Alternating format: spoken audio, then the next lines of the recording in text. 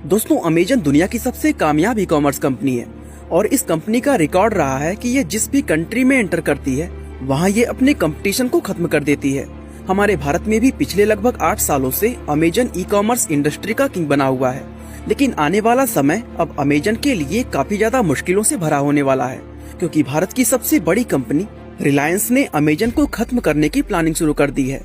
और रिलायंस जिस स्ट्रेटजी के साथ इस मार्केट में एंटर कर रही है उसको देखकर ये कहना बिल्कुल गलत नहीं होगा कि जल्द ही अमेजन को इंडियन मार्केट से एग्जिट भी करना पड़ सकता है।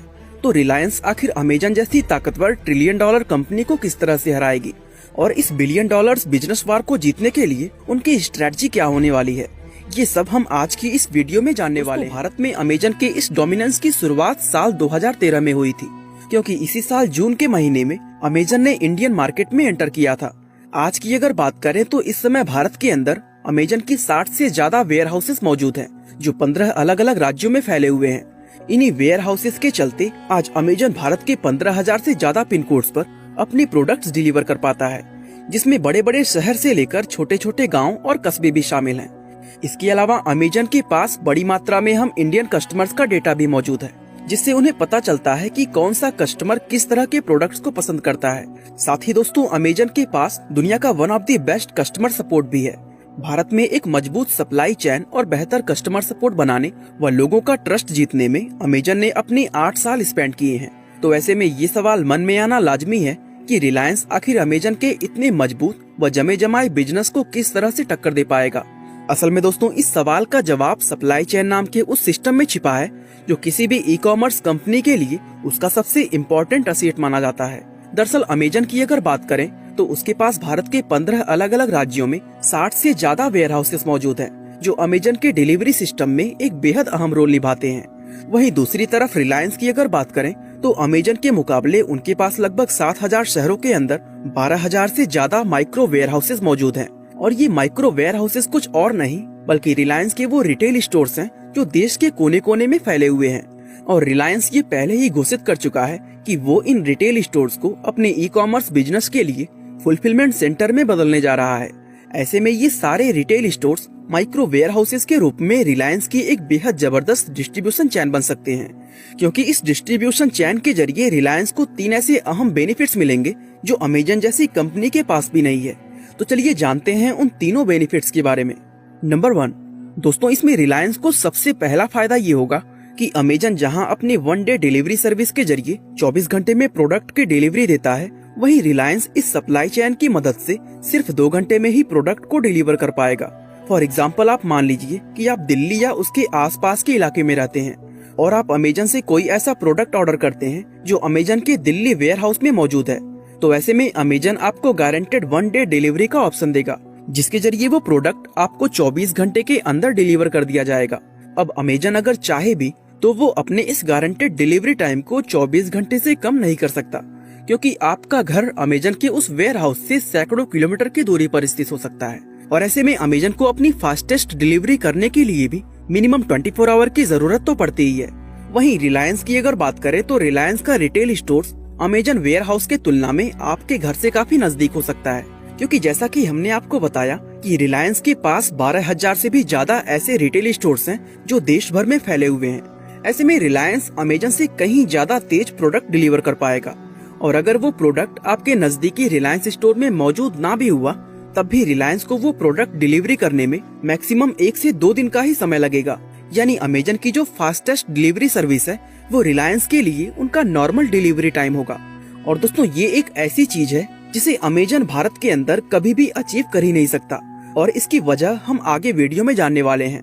नंबर 2, दोस्तों, अपनी डेटा एक्यूरेसी के चलते रिलायंस एक ऐसी मजबूत और ठोस सप्लाई चेन बनाने में सफल रहा है कि जहां एक तरफ Amazon e commerce market place ने 5,800 करोड़ के लॉसेस को रिपोर्ट किया है, वहीं केवल रिलायंस रिटेल स्टोर्स ने 9,800 करोड़ का प्रॉफिट करके दिखाया है, जो वाकई में एक हैरान करने वाला आंकड़ा है। खैर चलिए अब जानते हैं रिलायंस के डोमिनेंस का वो तीसरा कारण। नंबर 3, दोस्तों, इस डिस्ट्रीब्यूशन चैन के चलते रिलायंस के पास तीसरा और सबसे बड़ा एडवांटेज ये है कि कस्टमर द्वारा प्रोडक्ट को रिटर्न करने पर उसे इस तरह के लॉस नहीं उठाने पड़ेंगे जैसे अमेजन उठाता है। दरअसल ई कॉमर्स बिजनेस में रिटेलर्स और मैन्युफैक्चरर्स दोनों के लिए सबसे बड़ा चैलेंज कस्टमर रिटर्न्स को माना जाता है, क्योंकि ई कॉमर्स बिजनेस में रिटर्न रेट 20 से 30% के बीच है। साथ ही ई कॉमर्स पर शॉपिंग करने वाले लगभग 80% लोग अपने रिटर्न किए जाने वाले प्रोडक्ट के फ्री शिपिंग चाहते हैं, यानी प्रोडक्ट के रिटर्न होने पर शिपिंग का जो एक्स्ट्रा खर्च होता है वो सेलर को ही चुकाना पड़ता है। अब चूंकि अमेजन पर बिकने वाले ज्यादातर प्रोडक्ट्स डायरेक्टली अमेजन के द्वारा ही सेल किया जाता है, तो ऐसे में प्रोडक्ट के रिटर्न होने पर जो एक्स्ट्रा खर्च होता है वो भी अमेजन को ही झेलना पड़ता है। और आपको जानकर काफी हैरानी होगी कि सिर्फ अमेरिका के अंदर अमेजन के इन रिटर्न्स का खर्च $100 बिलियन तक पहुंच जाता है। यानी दोस्तों ये रिवर्स सप्लाई चेन अमेजन के लिए अरबों डॉलर के लॉस का कारण बनता है। अब दोस्तों आपके मन में भी ये सवाल आया ही होगा कि अगर रिटर्न्स अमेजन के लिए इतने बड़े लॉस का कारण है तो रिलायंस के लिए क्यों नहीं। दरअसल अमेजन पर जब कोई कस्टमर किसी प्रोडक्ट को रिटर्न करता है तो सबसे पहले उस प्रोडक्ट को डिलीवरी बॉय पिक करने आता है।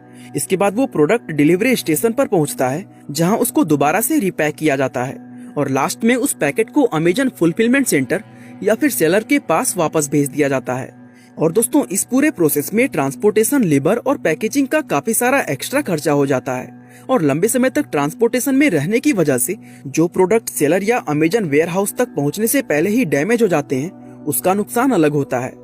अब रिलायंस की अगर बात करें तो उनके मामले में ये प्रोसेस इतना लंबा नहीं होगा, क्योंकि डिलीवरी बॉय रिटर्न प्रोडक्ट को पिक करके अपने नजदीकी रिलायंस रिटेल स्टोर्स में पहुंचा देगा और चूंकि वो स्टोर भी ज्यादा दूर नहीं होगा इसलिए ज्यादातर पैकेट्स के डैमेज होने के चांसेस भी कम रहेंगे, जिसके चलते रिलायंस पैकेजिंग, ट्रांसपोर्टेशन और लेबर के उस कॉस्ट से बच जाएगा जो अमेजन के लिए अरबों का घाटा साबित होता है। अब सवाल आता है कि अगर रिलायंस जैसी $1 बिलियन कंपनी अपने 12,000 रिटेल स्टोर से इतना फायदा उठा सकती है तो फिर अमेजन भी ये काम क्यों नहीं कर सकती, जबकि वो तो $1 ट्रिलियन कंपनी है जिसके पास इतना पैसा है कि अगर वो चाहे तो रिलायंस के हर एक रिटेल स्टोर के बगल में अपना अमेजन स्टोर खोल सकता है।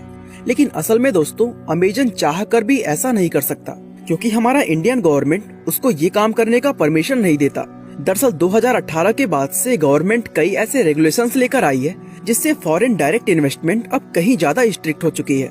नए नियमों के अनुसार अब कोई भी विदेशी कंपनी भारत के सुपरमार्केट चैन के शेयर को 51% से ज्यादा को ऑन नहीं कर सकती है। ऐसे में अमेजन के लिए भारत के अंदर रिलायंस जितनी बड़ी और प्रॉफिटेबल सप्लाई चैन बना पाना ऑलमोस्ट इम्पॉसिबल हो जाता है।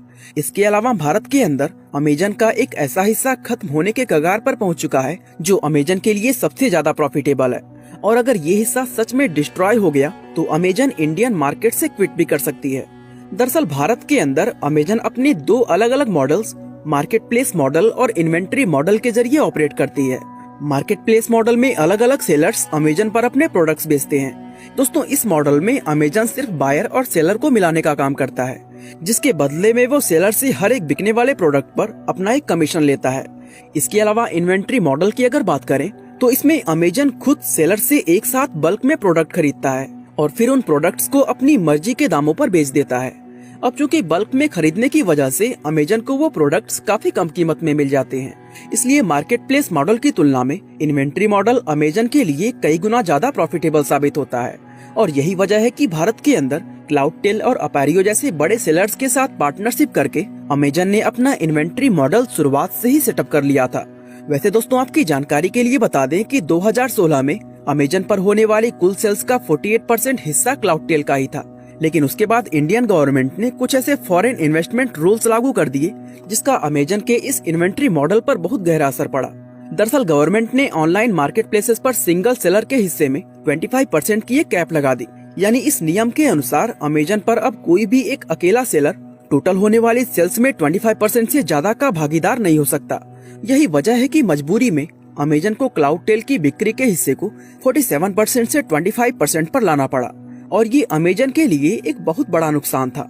यानी इस तरह से कुल मिलाकर अगर देखें तो अमेजन और रिलायंस के इस बिजनेस वॉर में बहुत सारी चीजें ऐसी हैं जो रिलायंस के फेवर में नजर आ रही हैं, और इन सभी चीजों को देखते हुए ये कहना बिल्कुल गलत नहीं होगा कि रिलायंस इस मुकाबले में अमेजन को कड़ी टक्कर देने वाला है।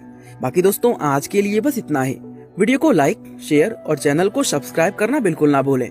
आपका बहुमूल्य समय देने के लिए बहुत बहुत धन्यवाद।